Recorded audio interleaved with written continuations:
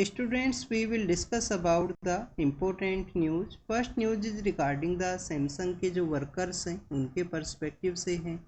Student, Samsung का जो manufacturing plant है जो सिचुएटेड है तमिलनाडु के, वहाँ पे आप देखिए कि वहाँ पे वर्कर्स के द्वारा जो स्ट्राइक है उसको कैरी किया गया था, जिसे प्रेजेंट समय के अंदर विड्रोवल है वो किया गया है।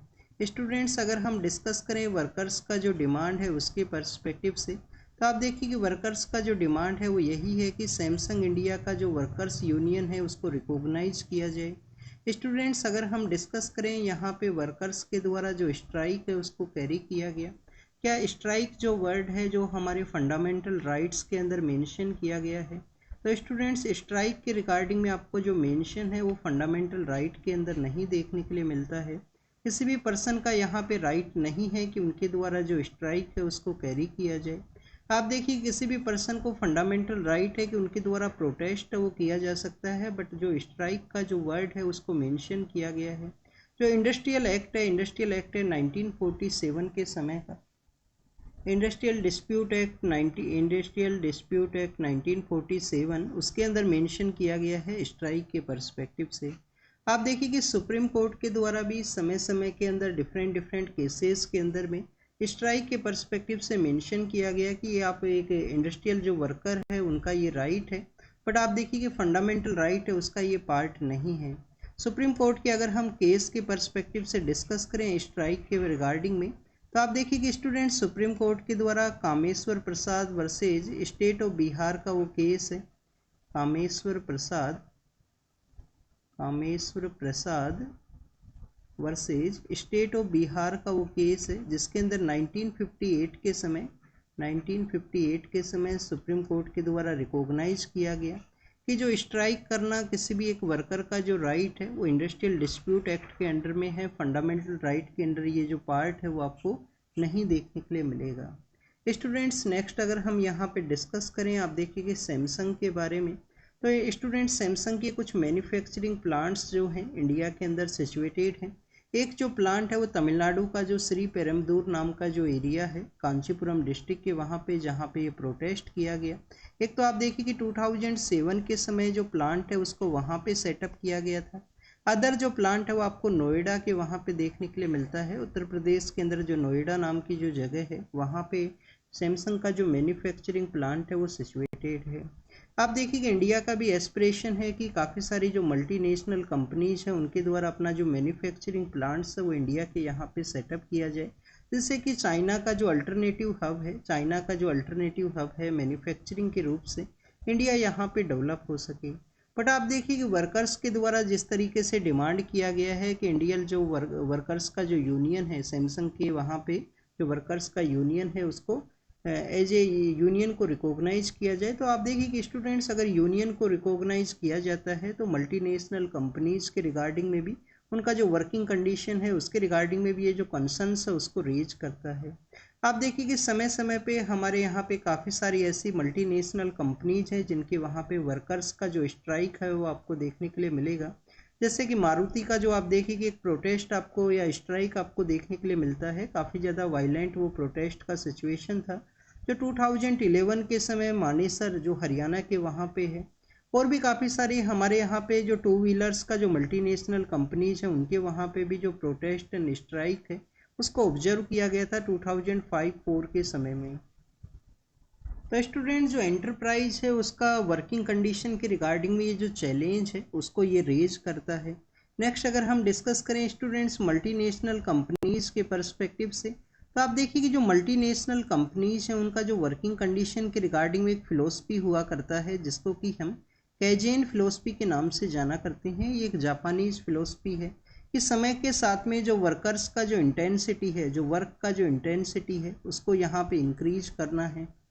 जो रेस्टिंग का जो टाइम है, जो आइडल टाइम है, उसको आप देखिए कि यहाँ पे रिड्यूस करना है। तो ये बेसिकली आपको एक कैजेन फिलोसफी है जो मल्टीनेशनल कंपनीज के द्वारा समय के साथ में अडोप्ट किया जाता है। यहाँ पे वर्कर्स के यूनियन के रिकॉग्निशन के बारे में था। अब आप देखिए कि वर्कर्स के यूनियन के ही बारे में हम यहाँ पे कुछ हमारा जो हिस्टोरिकल जो डेवलपमेंट है उसके रिगार्डिंग में डिस्कस करेंगे। आप देखिए कि स्टूडेंट्स, इंडिया के अंदर वर्कर्स का जो प्रोटेस्ट है वो आपको समय समय पे देखने के लिए मिलता है। वर्किंग कंडीशंस के इम्प्रूवमेंट के रिगार्डिंग में आपको हमारा जो फ्रीडम स्ट्रगल है उस दौरान में भी आपको देखने के लिए मिलेगा। आप देखिए स्टूडेंट्स, 1881 के समय जब लॉर्ड रिपन इंडिया के अंदर वाइसरॉय हुआ करते थे, तो फर्स्ट टाइम जो फर्स्ट फैक्ट्री एक्ट है वो आता है। उस समय में फैक्ट्री एक्ट है वो लाया गया था 1881 के समय। उससे पहले ही आप देखिए कि वर्कर्स का जो कंडीशन है उसके रिगार्डिंग में आपको वेस्टर्न पार्ट ऑफ इंडिया है, ईस्टर्न पार्ट ऑफ इंडिया है, जो मेजरली वहाँ पे वर्कर्स का रिगार्डिंग में आप देखिए डेवलपमेंट आपको देखने के लिए मिलेगा। तो 1870 के समय एक पर्सन हुआ करते थे शिशुपदा बनर्जी, एक पर्सन हुआ करते थे शशिपदा बनर्जी नाम उनका नाम है, शशिपदा बनर्जी। आप देखिए कि स्टूडेंट्स, ये जो पर्सन है इनके द्वारा भारत श्रमजीवी नाम का एक ऑर्गेनाइजेशन है या वर्किंग मेंस का एक क्लब है, उसको सेटअप किया गया था 1870 के समय में। फिर आप देखिए कि स्टूडेंट्स, लेटर फेज के अंदर आपको 1880 के समय आपको NM लोखंडे, नारायण मगरजी लोखंडे नाम के एक पर्सन हुआ करते थे। उन पर्सन के द्वारा दीनबंधु नाम का जो न्यूज़पेपर है वो चलाया गया था। बॉम्बे मिल एंड, आप देखिए कि मिल हैंड्स एसोसिएशन है, उसको उनके द्वारा स्टार्ट किया गया। 1899 के समय आपको तिलक का भी एक इम्पोर्टेंट रोल देखने के लिए मिलता है, लोकमान्य तिलक के द्वारा केसरी और उनका जो मराठा नाम का जो न्यूज़पेपर हुआ करता था उसके अंदर आप देखिए कॉटन का जो वर्कर्स हैं, इसके अलावा जो रेलवे के वर्कर्स हैं, उनका जो प्रोटेस्ट एंड स्ट्राइक है उसके बारे में उनके द्वारा मेंशन किया गया।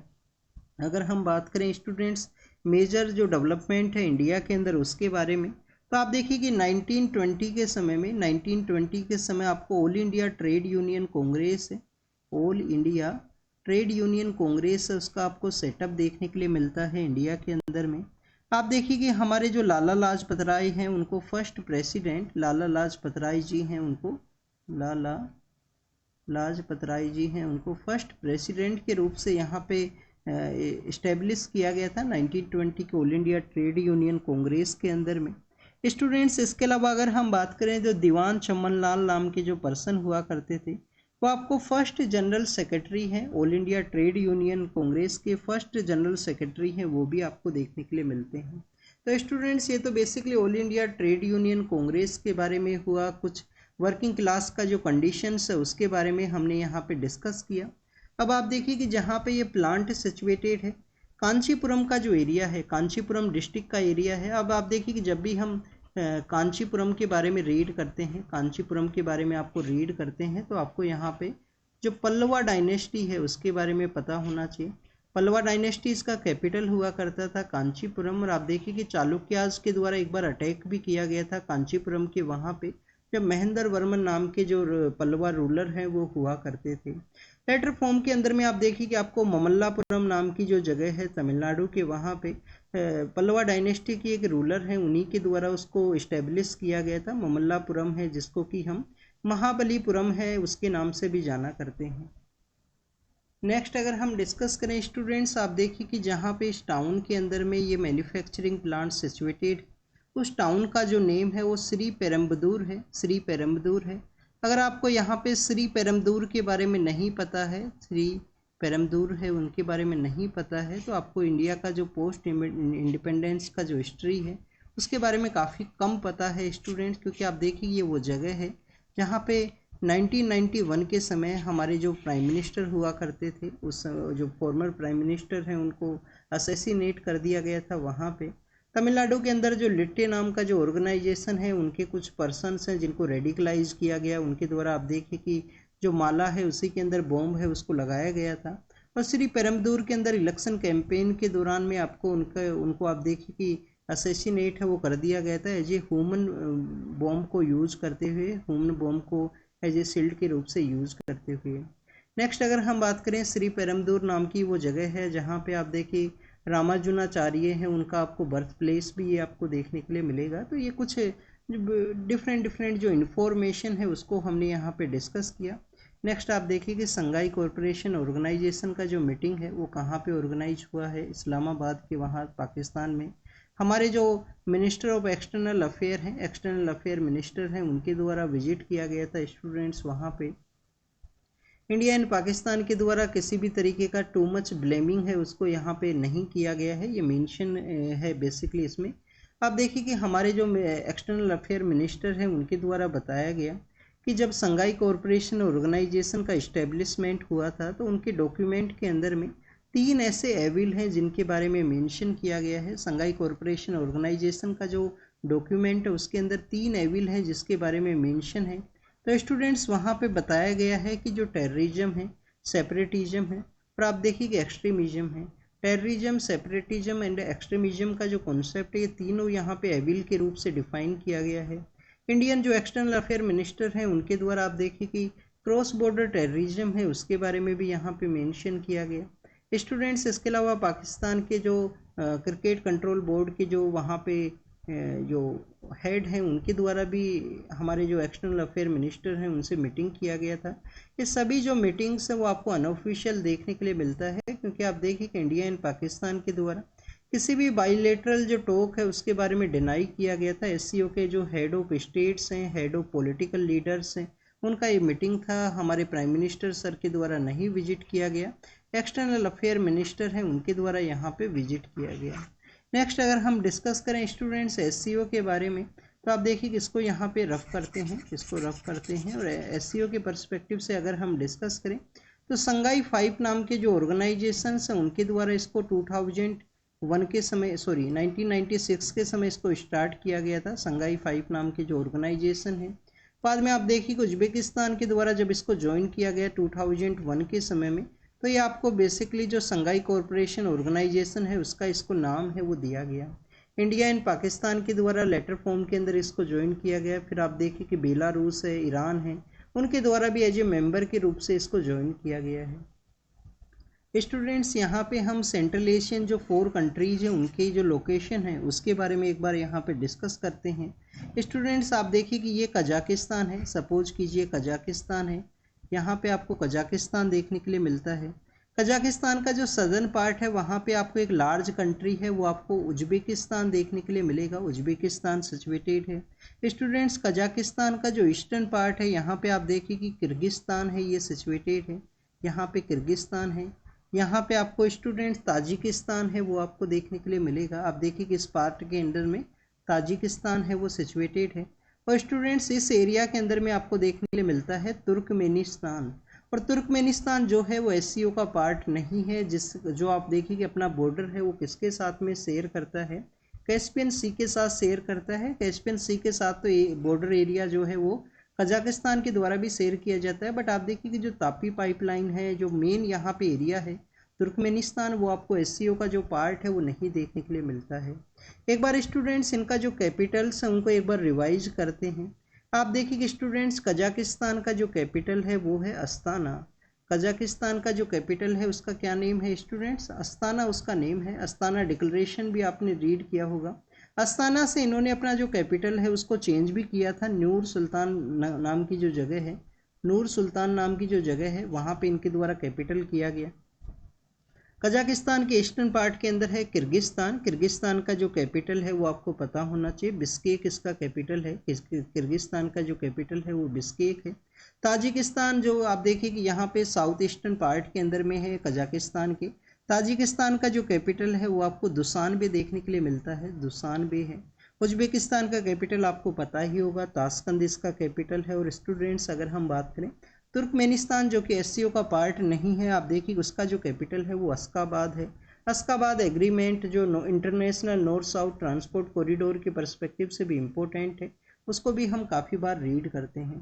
तो ये सेंट्रल एशियन कंट्रीज़ के बारे में हुआ, एससीओ के बारे में हमने यहाँ पे डिस्कस किया है।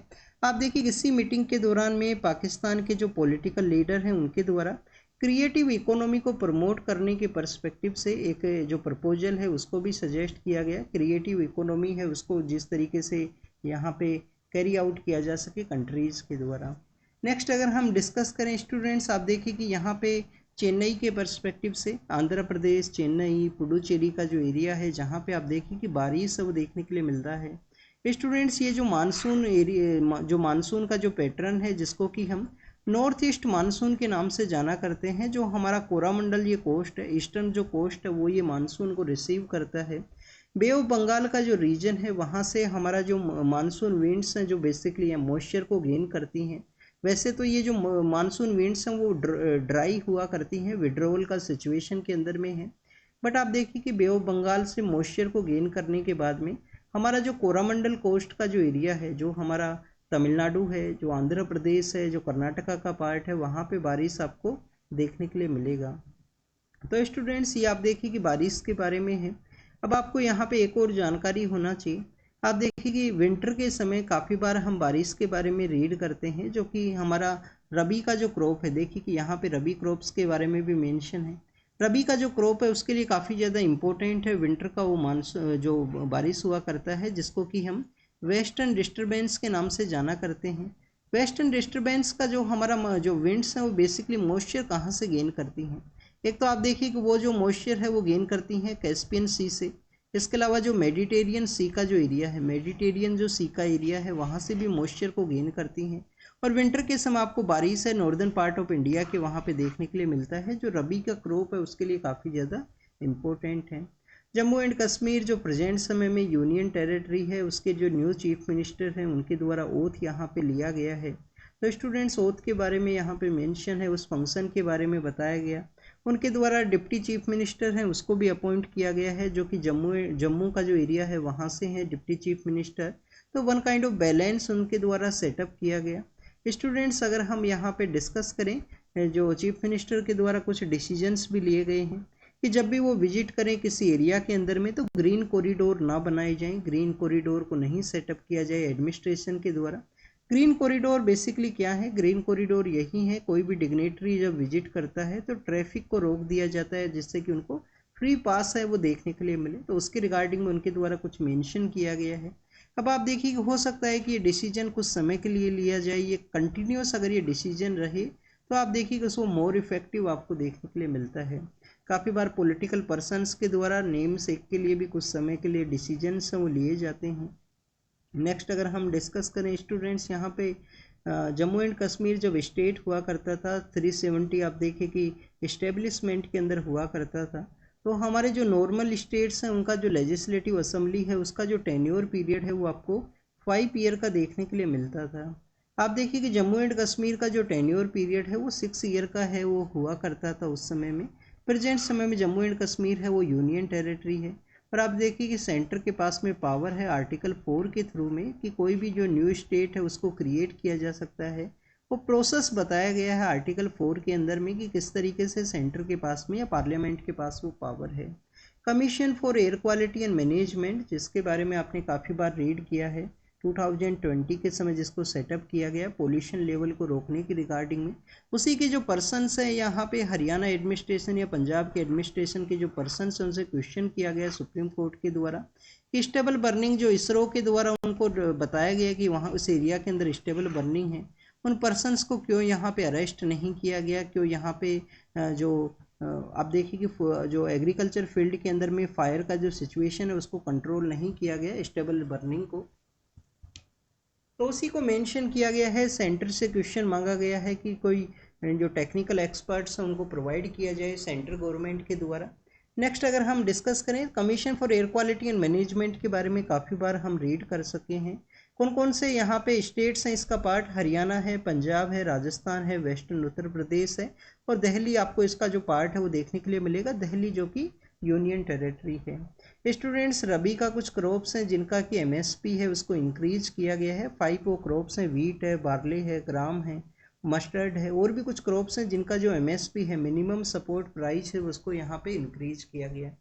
जब भी हम डिस्कस करते हैं मिनिमम सपोर्ट प्राइस के बारे में तो हमारा जो मिनिस्ट्री ऑफ एग्रीकल्चर आप देखिए कि इस एग्रीकल्चर के अंदर में फार्मर वेलफेयर भी ऐड किया गया था मिनिस्ट्री का नेम के अंदर में।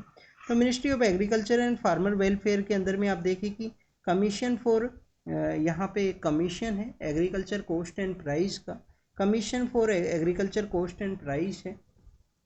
तो उस कमीशन के द्वारा रिकमेंड किया जाता है, commission for agriculture cost and price उसके द्वारा रिकमेंड किया जाता है। आप देखिए कि कैबिनेट कमेटी जो हमारा इकोनॉमिक अफेयर्स का कैबिनेट कमेटी है उसके द्वारा उसको अप्रूवल किया जाएगा। और एमएसपी आप देखिए कि हमारा जो बजट है, बजट कौन सा है 2018-19 के समय का बजट है, जिसके अंदर बताया गया था कि हमें बेसिकली जो एमएसपी का जो लेवल है, जो टोटल यहाँ पे क्रॉप का आप देखिए कि उसके उगाने के अंदर में जितना खर्चा हुआ करता है, जो भी यहाँ पे प्राइस है जो उसके प्रिपरेशन या उसके कम्प्लीटली प्रिपरेशन के अंदर लगता है, उसका 1.5 टाइम्स जो एमएसपी है वो प्रोवाइड किया जाएगा। तो एमएसपी 2018-19 का जो बजट के अंदर जो अनाउंस किया गया था उसको अचीव किया गया है यहाँ पे।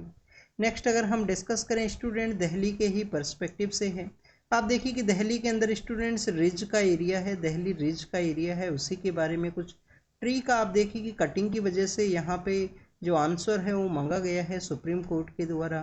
हम यहाँ पे रिज के एरिया के बारे में डिस्कस करेंगे। स्टूडेंट्स हमारा जो वेस्टर्न पार्ट ऑफ इंडिया है, जहाँ पे आप देखिए कि आपको अरावली हिल्स देखने के लिए मिलती हैं, जो कि गुजरात है, गुजरात के बाद में राजस्थान है, राजस्थान के बाद में हरियाणा है, और फिर आप देखिए कि दिल्ली का जो रिज का एरिया है वहाँ तक आपको अरावली हिल्स का जो एक्सटेंशन है वो देखने के लिए मिलता है। आप देखिए कि अरावली हिल्स का हाईएस्ट पीक है वो कौन सा है, गुरु शिखर इसका हाईएस्ट पीक है। अगर आपके पास में ज्योग्राफी ऑप्शनल है तो काफ़ी बार ये क्वेश्चन पूछ लिया जाता है कि जो गुरु शिखर है वो कहाँ पे सिचुएटेड है। 2 नंबर का एक सेकंड पेपर के अंदर में, ऑप्शनल के सेकंड पेपर के अंदर में 2 मार्क्स का आपको कुछ लिखना होता है, उसके बारे में कुछ लोकेशन बेस्ड क्वेश्चंस पूछे जाते हैं। ऐसे ही हिस्ट्री के अंदर भी क्वेश्चंस पूछे जाते हैं कुछ साइट्स के बारे में। तो आप देखिए कि जो रिज का एरिया है वो हाई, यहाँ पे इसका एक्सटेंशन है दिल्ली के अंदर में। दिल्ली के अंदर हमारा जो पावर हाउस है, जो पार्लियामेंट का बिल्डिंग है, रायसेना का जो एरिया है, रायसेना हिल्स, वो भी आपको अरावली हिल्स का ही एक्सटेंशन देखने के लिए मिलता है ओवर द ग्राउंड। आप देखिए अंडर द ग्राउंड के बारे में अगर हम डिस्कस करें तो अरावली का जो एक्सटेंशन है वो आपको हरिद्वार तक देखने के लिए मिलता है। तो ये बेसिकली रिज के एरिया के बारे में हमने डिस्कस किया। उसके कुछ ट्री की कटिंग के बारे में क्वेश्चंस पूछे गए हैं यहाँ पे सुप्रीम कोर्ट के द्वारा। नेक्स्ट आप देखिए कि महाराष्ट्र के वहाँ पे इलेक्शंस हैं, तो इलेक्शंस को बताया जाता है कि elections are the breeding ground of division, कि सोसाइटी के अंदर जो डिवीजन क्रिएट होता है वन काइंड ऑफ आप देखिए कि ब्रीडिंग ग्राउंड है। इसके अलावा आप देखिए कि जब भी इलेक्शन के बारे में हम डिस्कस करते हैं, कास्ट है, कम्युनिटीज़ हैं, even the within the caste, अगर किसी कॉन्स्टिट्यूएंसी के अंदर में आप देखिए कि कास्ट का ही डोमिनेशन है, मैक्सिमम उसी कास्ट का पॉपुलेशन है वहाँ पे, तो विद इन द कास्ट भी आपको डिवाइड है वो देखने के लिए मिलेगा डिफरेंट रीजन्स की वजह से। तो आप देखिए कि इलेक्शन कमीशन के द्वारा कहा गया है कि यहाँ पे किसी भी तरीके का जो डिवाइड है उसको रोका जाएगा सोसाइटी के अंदर में, जो महाराष्ट्र के वहाँ पे इलेक्शंस होने वाले हैं। नेताजी सुभाष चंद्र बोस के एक रिलेटिव हैं जिनका यहाँ पे डेथ हुआ है। आप देखिए ये वो एग्जाम के पर्पज से तो कुछ इम्पोर्टेंट नहीं है, क्वेश्चंस ऐसे नहीं पूछे जाएंगे आपसे कि किनका रिलेटिव कौन था, बट आप देखिए कि आपको यहाँ पे नेताजी के बारे में, नेताजी सुभाष चंद्र बोस के बारे में मेंशन है, सुभाष चंद्र बोस हैं उनके बारे में यहाँ पे मेंशन है। तो आप देखिए कि ये जो पर्सन है उनके द्वारा नेताजी सुभाष चंद्र बोस को 1938 का जो सेशन है जो उनके द्वारा हेड किया गया था, उसको हेड करते हुए देखा गया था इंडियन नेशनल कांग्रेस के सेशन को। लेटर सेशन के अंदर भी वो इलेक्ट होते हैं स्टूडेंट्स, बट बाद में आप देखिए कि उनको रिजाइन करना होता है कुछ डिफरेंसेस की वजह से। अब आपके लिए यहाँ पे क्वेश्चन है, इंडियन नेशनल कांग्रेस के बारे में हमने यहाँ पे रीड किया है उसके सेशंस के बारे में। तो इंडियन नेशनल कांग्रेस का कौन सा ऐसा सेशन है जिसको कि विलेज के अंदर ऑर्गेनाइज किया गया था, जिसको कि विलेज सेशन के नाम से भी जाना करते हैं? क्या फैजपुर का जो सेशन है वो विलेज सेशन है, ये आपको बताना होगा कमेंट सेक्शन के अंदर में, ये आपके लिए होमवर्क है। तो स्टूडेंट्स ये आप देखिए कि नेताजी सुभाष चंद्र बोस के बारे में है। बाद में जब उनके द्वारा रिजाइन किया गया था तो आप देखिए कि उनके द्वारा फॉरवर्ड ब्लॉक है उसका इस्टेब्लिशमेंट आपको देखने के लिए मिलेगा। उनके द्वारा आज़ाद हिंद फौज है उसको किस तरीके से जो सपोर्ट प्रोवाइड किया गया, आपको एक जानकारी ये होना चाहिए कि जो आज़ाद हिंद फौज है, जो इंडियन नेशनल आर्मी है, उसका इस्टेब्लिशमेंट उनके द्वारा आपको नहीं देखने के लिए मिलता है, बट आप देखिए उनके द्वारा उसको एज ए डायरेक्शन या जो as a motivational speaker direction किस तरीके से मूवमेंट को कैरी करना है, उसके रिगार्डिंग में आपको उनका जो इम्पोर्टेंट रोल है वो आपको देखने के लिए मिलता है। सुप्रीम कोर्ट के द्वारा आप देखिए कि सिटीजनशिप अमेंडमेंट एक्ट का जो सेक्शन 6A है उसके वर्डिक्ट का या उसका जो कॉन्स्टिट्यूशनल वैलिडिटी है उसको यहाँ पे एग्जामिन किया जाएगा, उसका वर्डिक्ट आज यहाँ पे सुप्रीम कोर्ट के द्वारा डिलीवर किया जाएगा। आप देखिए कि पेटिशन के अंदर में सेक्शन 6A कॉन्स्टिट्यूशन जो सिटीजनशिप अमेंडमेंट एक्ट है उसको चैलेंज किया गया था। अब अगर हम बात करें स्टूडेंट्स इसको किस तरीके से चैलेंज किया गया, सेक्शन 6A है वो क्या है उसके बारे में अगर हम डिस्कस करें स्टूडेंट्स, आसाम अकॉर्ड के बाद में जो सेक्शन 6A है उसको ऐड किया गया। 1985 का जो आसाम अकॉर्ड है वो क्या है? आसाम अकॉर्ड है जो 1985 का आसाम अकॉर्ड है वो बेसिकली क्या है, ये आपको पता होना चाहिए। स्टूडेंट्स, अगर हम बात करें आसाम अकॉर्ड के बारे में, तो वहाँ पे बताया गया था, आसाम अकॉर्ड के अंदर बताया गया था कि किसी पर्सन के द्वारा इंडिया का जो टेरिटोरियल एरिया है जिसको क्रॉस कर लिया गया, इंडिया के एरिया के अंदर अगर एंटर हो चुका है, तो उसको सभी राइट्स हैं, ऑर्डिनरी जो सिटीजन्स के जो राइट्स हैं वो यहाँ पे मिलेंगे। 1966 से पहले अगर कोई पर्सन इंडिया के अंदर एंटर हुआ है।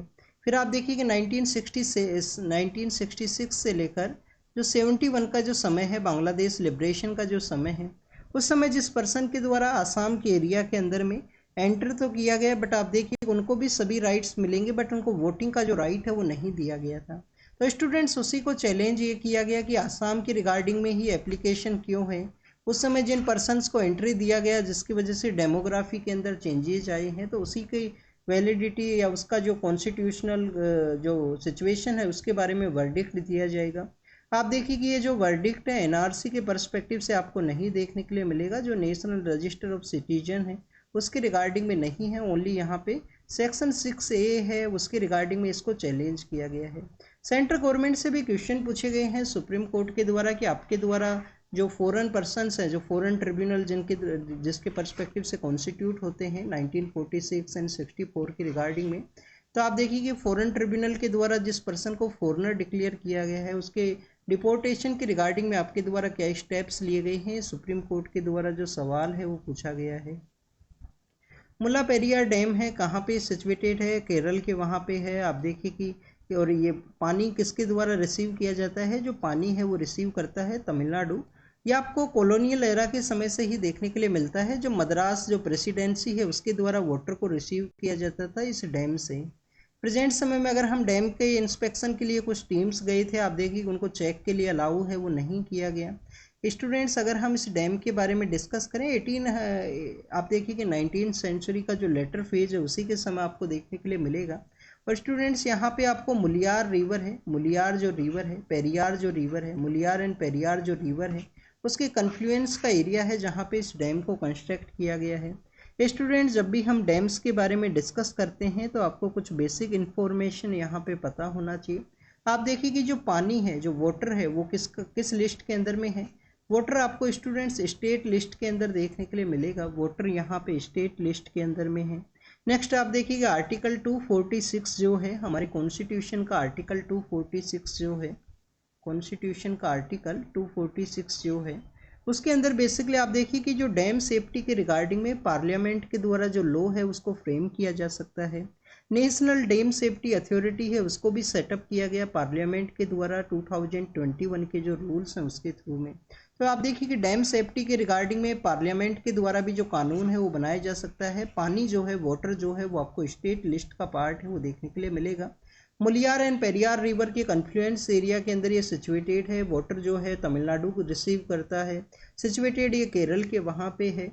नेक्स्ट अगर हम बात करें स्टूडेंट्स, यहाँ पे पेरियार जो पेरियार जो आप देखिए रिजर्व का जो एरिया है वो भी सिचुएटेड है इसी एरिया के अंदर में, इसी के नियर बाई एरिया के अंदर में। मध्य प्रदेश के वहाँ पे आप देखिए कि स्टूडेंट्स जो माइनिंग का कनक्लेव है उसको ऑर्गेनाइज किया जाएगा। स्टूडेंट्स, मध्य प्रदेश के बारे में जब भी हम रीड करते हैं या इस एडवर्टाइजमेंट के अंदर भी आप देखिए कि जो डायमंड है, इंडिया का ओनली जो डायमंड का एक्सट्रैक्शन स्टेट है वो आपको मध्य प्रदेश देखने के लिए मिलता है। मध्य प्रदेश के वहाँ पे एक जगह है पन्ना, मध्य प्रदेश के वहाँ पे एक जगह है पन्ना जहाँ से डायमंड है वो निकाला जाता है। डायमंड का जो एक्सट्रैक्शन एंड प्रोडक्शन आपको देखने के लिए मिलेगा। आप देखिए कि इंडिया वैसे तो हब है डायमंड की रिगार्डिंग में, जब भी हम डिस्कस करते हैं डायमंड का जो कटिंग एंड मैन्युफैक्चरिंग है, डायमंड का जो कटिंग प्लस में जो मैन्युफैक्चरिंग है प्लस में जो पॉलिशिंग का जो काम है उसके लिए इंडिया आप देखिए कि एज ए हब के रूप से वर्क करता है। गुजरात का जो सूरत नाम की जो जगह है जहाँ पे डायमंड की रिगार्डिंग में ये जो वर्क का जो इंडस्ट्री आपको देखने के लिए मिलता है, कुछ समय से वो न्यूज़ के अंदर भी था वो इंडस्ट्री, क्योंकि आप देखिए कि रसिया के अंदर मेजरली डायमंड का प्रोडक्शन हुआ करता है और उसके ऊपर बैन लगाया गया G7 कंट्रीज़ के द्वारा। तो इंडिया का जो डायमंड इंडस्ट्री है जो कटिंग एंड मैन्युफैक्चरिंग के रिगार्डिंग में फेमस है, उसके पॉलिशिंग के रिगार्डिंग में, तो उसके ऊपर इम्पैक्ट हुआ है। पन्ना मध्य प्रदेश के वहाँ पे इंडिया का एकमात्र साइट है जहाँ से डायमंड को एक्सट्रैक्ट किया जाता है। मध्य प्रदेश का माइनिंग कनक्लेव यहाँ पे ऑर्गेनाइज होगा। अभी आप देखिए कि सुप्रीम कोर्ट के द्वारा स्टेट गवर्नमेंट्स को भी पावर दिया गया था, माइनिंग का जो मिनरल्स है वहाँ पे रॉयल्टी इम्पोज किया जा सकता है स्टेट गवर्नमेंट्स के द्वारा। अगर हम बात करें मध्य प्रदेश का जो यहाँ पे माइनिंग के जो रिजर्व्स हैं उनके बारे में, तो कोल का जो रिजर्व है वो भी आपको देखने के लिए मिलता है। कोल का रिजर्व के रिगार्डिंग में आप देखिए कि सिंगरौली के बारे में आपने रीड किया होगा, वन ऑफ द बर्निंग वहाँ पे कोल माइंस वो देखने के लिए मिलती हैं। सिंगरौली कुछ पार्ट आपको उत्तर प्रदेश के वहाँ पे भी देखने के लिए मिलता है। उत्तर प्रदेश का आप देखिए कि जो कोरबा का एरिया है, जो इलाहाबाद का नियर बाई एरिया जो सिचुएटेड है उत्तर प्रदेश का। इसके अलावा स्टूडेंट जो अदर मिनरल्स हैं उनका भी एक्सट्रैक्शन किया जाता है, उनका भी प्रोडक्शन आपको देखने के लिए मिलेगा। जैसे कि आप देखिए मार्बल के बारे में अगर हम डिस्कस करें तो मार्बल बेसिकली आपको मध्य प्रदेश का जो जबलपुर का एरिया है वहाँ पे। इसके अलावा ग्वालियर के एरिया के अंदर भी कॉपर का भी आपको एक्सट्रैक्शन देखने के लिए मिलता है। तो ये बेसिकली माइनिंग कनक्लेव है, उसको वहाँ पे ऑर्गेनाइज किया जाएगा। नेक्स्ट अगर हम बात करें स्टूडेंट्स कैलकाटा सिटी के बारे में है, कोलकाता के बारे में है। आप देखिए कि डॉक्टर्स के द्वारा प्रोटेस्ट किया गया था आरजे कर जो मेडिकल कॉलेज के अंदर जो मेडिकल प्रैक्टिशनर हैं उनके अगेंस्ट में हीनियस क्राइम देखने के लिए मिला था। तो स्टूडेंट्स उन सभी जो टॉपिक्स हैं उसी के बारे में डिस्कस यहाँ पे किया गया है। एग्जाम के पर्पज़ से इस टॉपिक को हमने काफ़ी बार डिस्कस कर चुके हैं। आप देखिए कि वर्किंग कंडीशंस हैं वो यहाँ पे सेफ एंड सिक्योर होनी चाहिए। 2013 के समय में वर्किंग कंडीशंस के अंदर में किसी भी तरीके का जो यहाँ पे इनसिक्योरिटी है वो नहीं होना चाहिए वुमेन के रिगार्डिंग में। 2013 के समय में आप देखिए कि जो कानून है वो लाया गया था, prevention of sexual harassment at the work place का वो कानून है। इंटरनल कंप्लेंट कमेटी बनता है, उसके रिगार्डिंग में वो टॉपिक आपको मलयालम मूवी इंडस्ट्री की वजह से भी वो टॉपिक न्यूज़ के अंदर में था, वो भी आप देखिए कि पिछले कुछ मंथ्स के अंदर में हमने उसको रीड किया है।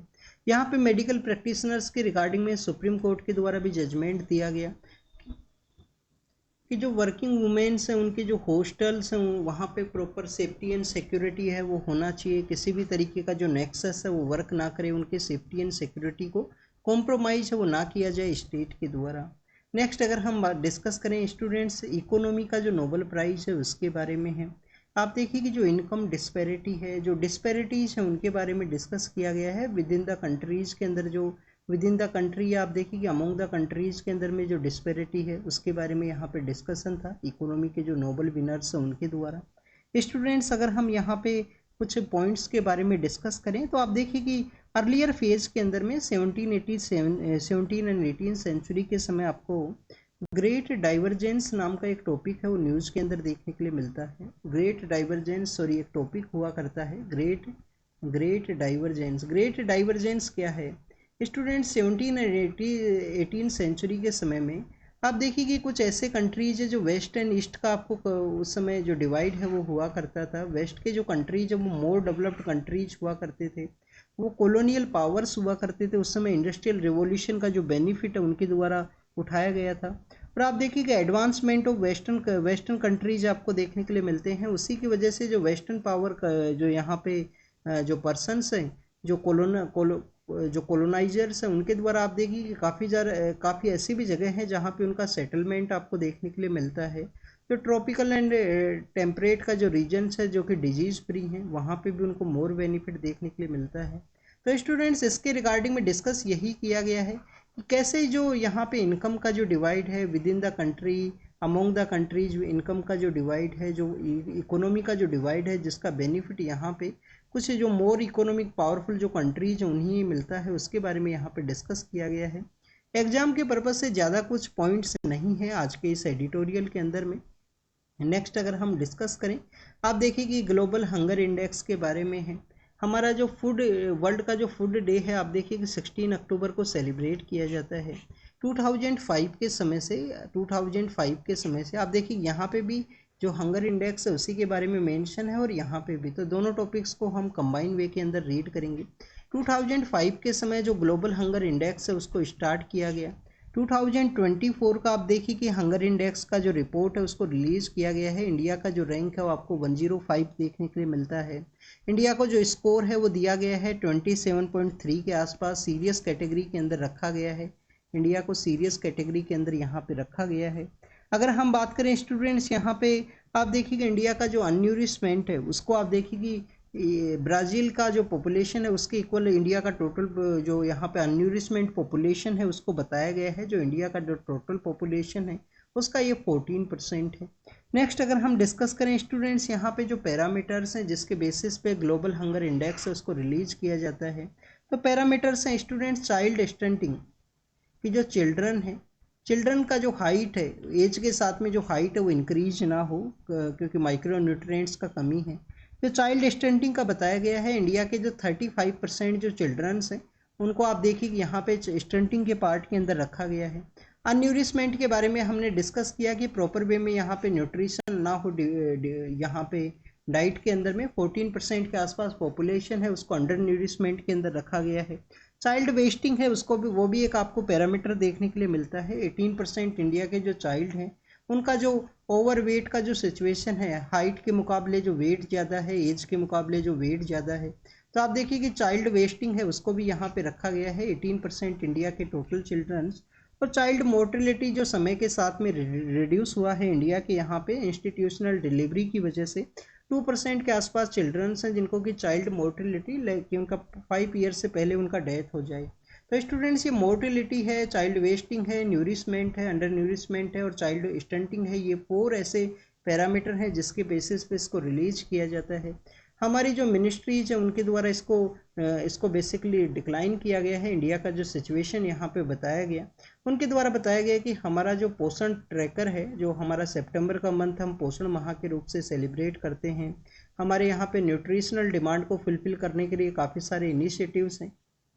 तो आप देखिए कि जो पोषण ट्रैकर्स हैं उसके जो डाटाज हैं वो डिफरेंट है। तो सैंपल साइज किस तरीके से इस सर्वे को कैरी आउट किया गया उसके बारे में कंसर्न्स को रेज करता है हमारी मिनिस्ट्रीज के द्वारा।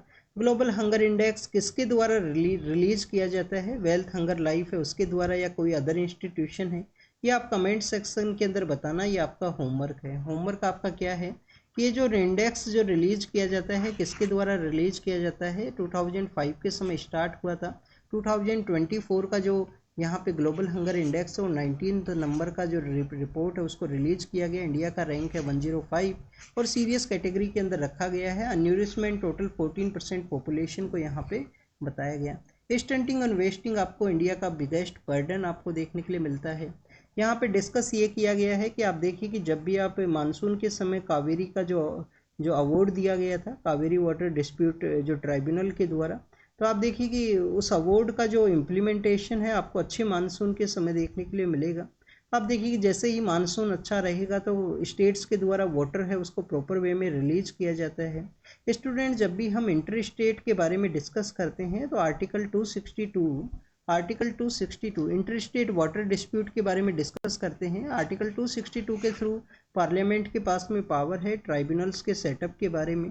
आप देखिए कि ट्राइब्यूनल सेटअप भी किए गए हैं समय समय पे वाटर डिस्ट्रीब्यूशन की रिगार्डिंग में। कावेरी की अगर हम बात करें, ब्रह्मगिरी हिल्स का एरिया है कर्नाटक के, वहाँ पे जहाँ पे ताल कावेरी नाम की एक जगह है, ताल कावेरी नाम की जो जगह है वहाँ से इसका ओरिजिनेशन हुआ करता है।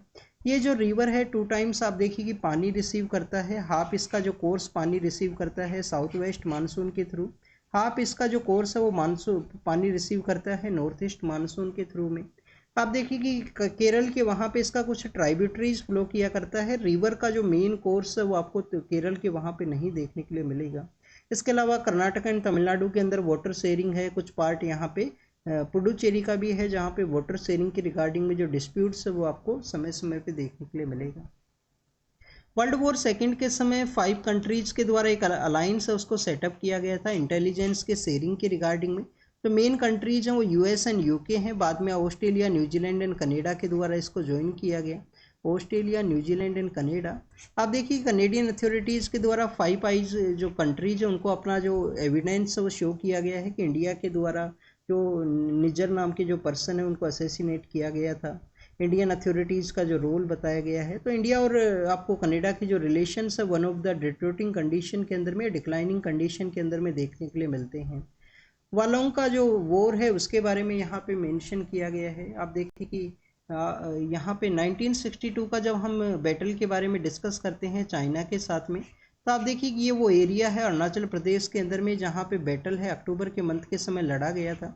वैसे 1962 का जो बैटल है उसको हम रेजांगला का जो बैटल है उसके नाम से जाना करते हैं, जो मेजरली आप देखिए कि चुशूल का जो एरिया है जो लद्दाख का वहाँ पे है, जहाँ पे रेजांगला मेमोरियल भी सेटअप है। 13 कुमाऊँ का जो आप देखिए कि यूनिट है उसके द्वारा वो फाइट किया गया था उस बैटल को। तो स्टूडेंट्स, रेजांगला का जो बैटल है उससे अर्लियर फेज के अंदर हमारा अरुणाचल प्रदेश का जो एरिया है वहाँ पे चाइना के साथ जो बैटल फाइट किया गया था, जिसको कि हम बैटल ऑफ वालोंग के नाम से जाना करते हैं। आप देखिए कि ये जो माउथ ऑफ द टाइगर जो हिल्स का जो एरिया है उसके नाम से, टाइगर हिल्स बेसिकली कारगिल के वहाँ पे सिचुएटेड, तो टाइगर माउथ के नाम से भी इनको जाना करते हैं। नेक्स्ट अगर हम बात करें स्टूडेंट्स, ये वहाँ पे बैटल लड़ा गया था, उसके मेमोरियल को आप देखिए कि कमेमोरेट किया गया है 62 ईयर्स के बाद में, तो उसके बारे में यहाँ पे मेंशन है। और मेमोरियल्स के अंदर में आपको एक लाइन काफ़ी कॉमन देखने के लिए मिलती है कि आपके हमारे फ्यूचर के लिए हमें सेफ एंड सिक्योर रखने के लिए कुछ लोगों ने अपना जो लाइफ है उसको सेक्रीफाइस किया था। हर एक बैटल के समय में समय समय पे आपको हमारे जो सोल्जर्स हैं उनका जो ब्लड है वो ही आप देखिए कि उनके द्वारा अपना ब्लड है, अपना जो लाइफ है उसको लेट डाउन किया जाता है, जिसकी वजह से हम सेफ एंड सिक्योर हैं। नेक्स्ट अगर हम डिस्कस करें हमारे जो CEC हैं, चीफ इलेक्शन कमिश्नर, उनके द्वारा आप देखिए कि हाई एल्टीट्यूड एरिया के अंदर में किस तरीके से वोटिंग को कैरी आउट किया जाता है। तो इनके द्वारा पिथौरगढ़ का जो डिस्ट्रिक्ट है वहाँ पे विजिट किया गया था। पिथौरगढ़ का जो डिस्ट्रिक्ट है वो कहाँ पे है, कुमायूं का जो एरिया है उत्तराखंड के अंदर में, आप देखिए कि दो एरिया हैं, एक गढ़वाल का एरिया है, कुमायूं का एरिया है। तो जो कुमायूं का एरिया है नैनीताल है, सपोज कीजिए यहाँ पे नैनीताल के ही नॉर्दर्न पार्ट के अंदर पिथौरगढ़ आपको देखने के लिए मिलेगा। तो पिथौरगढ़ जो डिस्ट्रिक्ट है वहाँ पे उनके द्वारा विजिट किया गया था हाई एल्टीट्यूड एरिया के अंदर में, जहाँ पे इमरजेंसी लैंडिंग करवाया गया। आप देखिए कि कुमायूं के एरिया के अंदर में काफ़ी सारे जो लोग हैं वो माइग्रेट कर चुके हैं। आपको एक डॉक्यूमेंट्री मैं यहाँ पे सजेस्ट करता हूँ जब भी आपके पास में समय हो, एक डॉक्यूमेंट्री है मोती बाग नाम का डॉक्यूमेंट्री आप ज़रूर से देखना जब भी आपको समय मिले, यूट्यूब के ऊपर ये अवेलेबल है। तो स्टूडेंट्स, मोती बाग डॉक्यूमेंट्री के अंदर यही बताया गया है कि विलेज एरियाज आप देखिए कि किस तरीके से लोग वहाँ पे माइग्रेट करते हैं, कैसे वहाँ पे जो गांव है वो खाली हैं, गांव तो काफ़ी हैं, घर भी काफ़ी हैं, बट सभी घर खाली हैं, सब यहाँ पे जॉब के एस्पिरेशन के लिए माइग्रेट कर चुके हैं सिटीज़ के एरिया के अंदर में। तो आप देखिए कि CEC के द्वारा वहाँ पे विजिट किया गया था, इमरजेंसी लैंडिंग करवाया गया है, वेदर की कंडीशन की वजह से कुमायूं के एरिया के अंदर पिथौरगढ़ है वो सिचुएटेड है। पिथौरगढ़ के बारे में जब भी हम रीड करते हैं यहाँ पे आपको एक और जानकारी होना चाहिए। आप देखिए कि राय पिथौरा नाम से हमारे जो पृथ्वीराज थर्ड नाम के जो पर्सन है, जिनके द्वारा जो बैटल ऑफ तराइन है जिसको फोर्ट किया गया था मोहम्मद गोरी के साथ में, फर्स्ट बैटल के अंदर उनका जीत हुआ था, सेकंड बैटल के अंदर आप देखिए उनका डिफीट होता है 1192 के समय में। तो जो राय पिथौरा के नाम से उनको जाना करते थे, और किला राय पिथौरा एक कैपिटल भी हुआ करता था। तोमर जो रूलर्स हैं उनका दिल्ली के अंदर में, दिल्ली का जो मेहरौली का एरिया है जहाँ पे आपको किला राय पिथौरा है वो देखने के लिए मिलता है, और उसी के नेम के ऊपर आप देखिए कि पिथौरगढ़ नाम का डिस्ट्रिक्ट है वो सिचुएटेड है उत्तराखंड के अंदर में। नेक्स्ट अगर हम बात करें फूड एंड एग्रीकल्चर ऑर्गेनाइजेशन के बारे में है, फाओ का हेडक्वार्टर कहाँ पे है, फूड एंड एग्रीकल्चर ऑर्गेनाइजेशन का हेडक्वार्टर है स्टूडेंट्स रोम इटली के वहाँ पे। स्टूडेंट्स आप देखिए कि उनके रिपोर्ट के अंदर बताया गया है कि एडवर्स जो क्लाइमेटिक कंडीशन है, जो एडवर्स क्लाइमेटिक कंडीशन है, एक्सट्रीम क्लाइमेटिक कंडीशन है, उसका इम्पैक्ट पुअर फार्मर्स के ऊपर देखने के लिए मिलेगा। आप देखिए कि हमेशा कैसा भी कंडीशन हो, किसी भी एक्सट्रीम कंडीशन हो, आपको जो वल्नरेबल सेक्शन है, जो पुअर पर्सन है, कोस्टल एरिया के अंदर रहने वाले जो लोग हैं, जो वुमेन है, चिल्ड्रंस है, उन्हीं के ऊपर मोर इम्पैक्ट है वो देखने के लिए मिलता है। तो एग्रीकल्चर प्रैक्टिस के ऊपर इम्पैक्ट के बारे में बताया गया, जिस तरीके से हीट स्ट्रेस है वो इंक्रीज हुआ है, जिस तरीके से अनप्रेसिडेंट रेनफॉल आपको देखने के लिए मिलता है, ये फाओ की रिपोर्ट जो फूड एंड एग्रीकल्चर ऑर्गेनाइजेशन है उसकी रिपोर्ट के अंदर बताया गया है। एंटीबायोटिक्स आप देखिए कि उनको रेगुलेट करना है, उनके रिगार्डिंग में प्रॉपर प्रिस्क्रिप्शन है वो होना चाहिए, ये बताया गया है यहाँ पे। तो आप देखिए कि केरल स्टेट के द्वारा भी एंटीबायोटिक्स के रिगार्डिंग में कैंपेनिंग चलाया गया है, वहाँ पे एंटीबायोटिक्स वो विदाउट प्रिस्क्रिप्शन के रिगार्डिंग में अवेलेबल है, वो नहीं होगा किसी भी पर्सन को। इसके अलावा स्टूडेंट्स, प्राइजिंग अथॉरिटी जो है, जिनके द्वारा मेडिकल सेक्टर्स के अंदर में जो ड्रग्स के जो प्राइस है, जो हमारे मेडिसिन है उसके प्राइस यहाँ पे डिसाइड किए जाते हैं, उनका भी एक न्यूज़ है उसको मेंशन किया गया था। तो नेशनल जो प्राइजिंग अथॉरिटी है उसके बारे में आप रीड करना एक बार, ये आपके लिए यहाँ पे होमवर्क है। नेक्स्ट अगर हम बात करें म्यांमार के, वहाँ पे आप देखिए कि जो जनता है उसके द्वारा चाइना के लिए विजिट किया जाएगा, तो म्यांमार एंड चाइना के बारे में है। स्टूडेंट्स, म्यांमार के बारे में अगर हम जब भी डिस्कस करते हैं तो आपको एक चीन स्टेट के बारे में भी पता होना चाहिए। एक एरिया है चीन स्टेट जहाँ पे मिलिट्री के द्वारा वहाँ पे मिलिट्री को भी रजिस्ट किया गया था, वहाँ पे लोकल जो रेबल्स हैं उनके द्वारा। चीन स्टेट जो इंडिया का जो नॉर्थ ईस्टर्न पार्ट है उसके साथ अपना एरिया शेयर करता है, उसी के नियर बाई एरियाज के अंदर सिचुएटेड है। नेक्स्ट अगर हम बात करें इटली के बारे में है, इटली के वहाँ पे आप देखिए कि सरोगेसी को बैन किया गया, वहाँ के जो पर्सनस हैं उनके द्वारा बाहर से आप देखिए कि सरोगेट किया जाता था, तो उनके द्वारा भी उसको भी एक्सटेंड किया गया है उस बैन को। क्या स्टूडेंट्स इंडिया के अंदर भी सरोगेसी बैन है, वो कॉमर्शियल जो सरोगेसी है उसको इंडिया के अंदर बैन कर दिया गया था, क्योंकि इंडिया आप देखिए कि सरोगेसी का एक हब के रूप से इमर्ज हुआ था, काफ़ी सारी अनएथिकल प्रैक्टिस देखने के लिए मिला था। उसको एक पंकज त्रिपाठी का एक मूवी है उसके अंदर बताया गया है उस सरोगेसी का जो कॉन्सेप्ट है उसके बारे में कि कैसे अनएथिकल प्रैक्टिस हुआ करता था। फॉरेनर्स विजिट किया करते थे सरोगेसी के रिगार्डिंग में इंडिया के अंदर में, और जो पुअर पर्सनस हैं उनको आप देखिए कि काफ़ी बार अगर उनको उनका जो जिस तरीके से मैरिज का जो इंस्टीट्यूशन है फॉरेन कंट्रीज़ के अंदर में, अगर वो पर्सनस आप देखिए प्रेगनेंसी से पहले ही सेपरेट हो चुके हैं तो उनके द्वारा फिर नहीं विजिट किया जाएगा इंडिया के अंदर में। तो इस तरीके से आपको सरोगेसी के रिगार्डिंग में अनएथिकल प्रैक्टिस देखने के लिए मिलता था।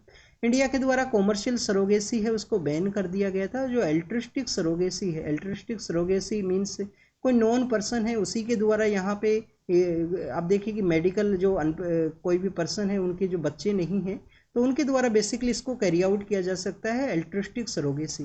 उसके भी कुछ लिमिटेशंस है कि मैरिज के आपके 5 ईयर्स कंप्लीट हुए हों, मिनिमम आपका 26 एज हो मेन का, वुमेन का मिनिमम 23 का एज होना चाहिए यहाँ पे। तो कुछ उसके भी कुछ कंडीशंस है उसको बताया गया है। जो सरोगेसी के लिए जो सरोगेट मदर है वो वन टाइम ही आप देखिए सरोगेसी का जो प्रैक्टिस है उनके द्वारा किया जा सकता है। नाइजीरिया के वहाँ पे है, नाइजीरिया का लोकेशन आप ज़रूर से देखना कहाँ पे सिचुएटेड है। इटली का लोकेशन तो हमने काफ़ी बार देखा है, कम्प्लीटली जो पेनिनसुलर एरिया आपको देखने के लिए मिलेगा। नेक्स्ट आप देखिए वहाँ पे टैंकर के अंदर ब्लास्ट हुआ है तो उसके बारे में मेंशन है।